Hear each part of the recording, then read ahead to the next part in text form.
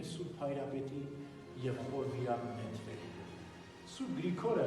իր վարդապետության մեջ ասում է, որ ամենաճոխ թագավորները իրենց թագավորական փառքի ու ճոխության մեջ այն վայելքն ու այն հրաշքը չապրեցին, ինչ որ ես ապրեցի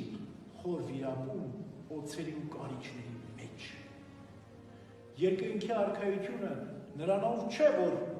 բաց է այդ պատճառով սուրբ է, այլ սուրբ է, որ Աստված է այնտեղ բնակվում։ Այդպես էլ այս խոր վիրապը, այս անդունդը